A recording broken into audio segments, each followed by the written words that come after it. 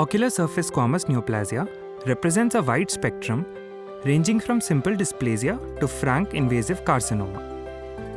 The typical lesion is located in the interpalpebral region close to the limbus and is fleshy or nodular, sharply demarcated, pearly grey with surface keratinization, accompanied by feeder vessels and with secondary inflammation.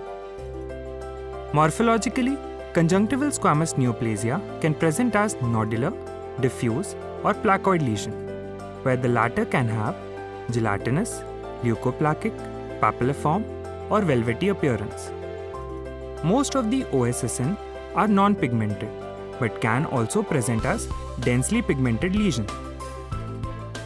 The corneal involvement appears as subtle wavy, advancing grey opacity, which is usually avascular. It is imperative to examine the tarsal conjunctiva after everting the eyelid to look for contiguous or multifocal involvement. The lesion may invade deeper structures in invasive squamous cell carcinoma and rarely to the orbit, causing proptosis. Bilateral disease can present in patients with systemic immunodeficiency or xeroderma pigmentosa. These patients are also prone to recurrent lesions.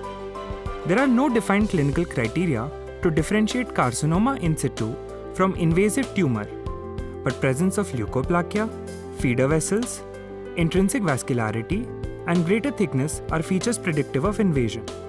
The definitive diagnosis can be made with histopathology, where anaplastic cells affecting the variable epithelial thickness do not extend beyond the epidermis in carcinoma in situ, whereas the invasive lesion is characterized by breach in the basement membrane.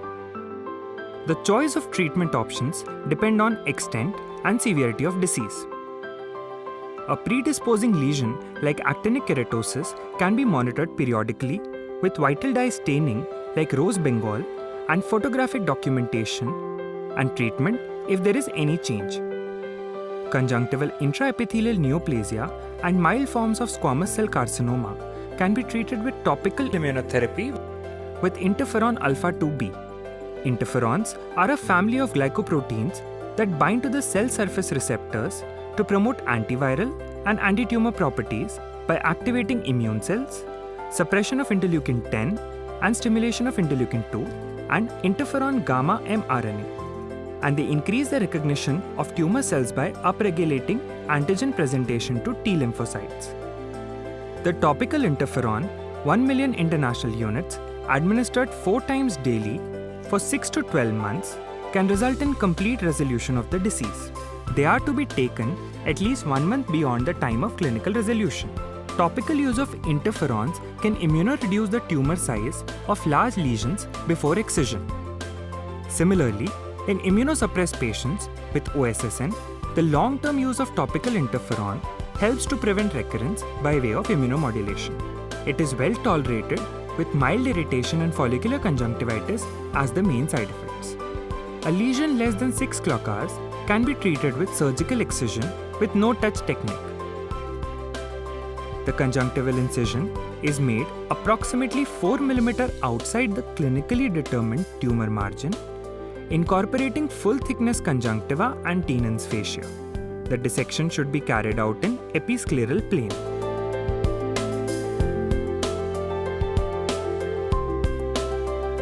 Absolute alcohol is applied with cotton-tipped applicator to the involved cornea to allow for controlled corneal epitheliectomy 2 mm outside the corneal component. The corneal epithelium is scrolled off to the limbus using controlled sweeping motion with a beaver blade. Thin lamellae of tumor-free sclera, 0.2 mm in depth, including 2 mm outside the adherent conjunctival mass, are removed if scleral fixity is noted.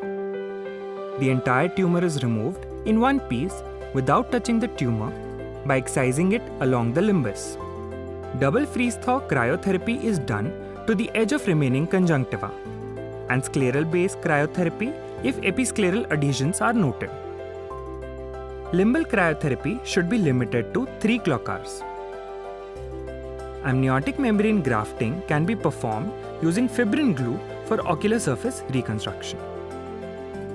In ocular surface malignancies with evidence of deep margin, that is corneoscleral invasion, plaque brachytherapy can be used after surgical excision to control gross or microscopic residual tumor.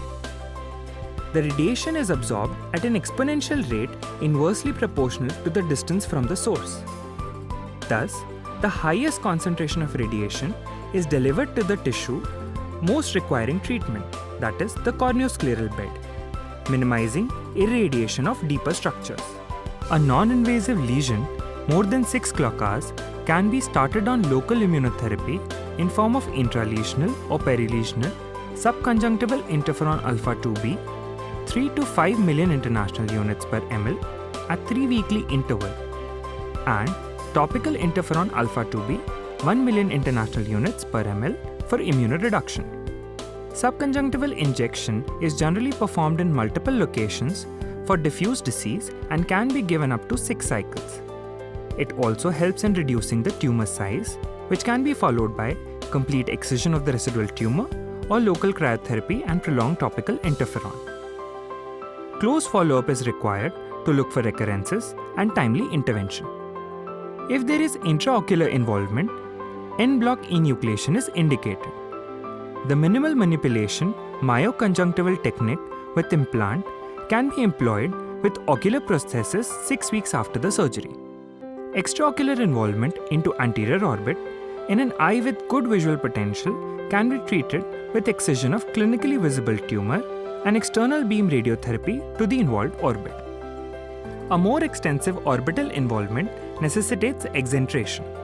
An eyelid-sparing orbital exentration with blepharophy can help in removing the tumor entirely. Metastasis can occur to regional lymph nodes or systemic spread and can be treated with radical lymph node dissection or palliative chemoradiotherapy. OSSN thus has a diverse range of presentation and each case needs careful planning and customized management with use of multimodal treatment to improve success in tumor control and to preserve vision. Compliance to therapy and follow-up are key to remission of the disease.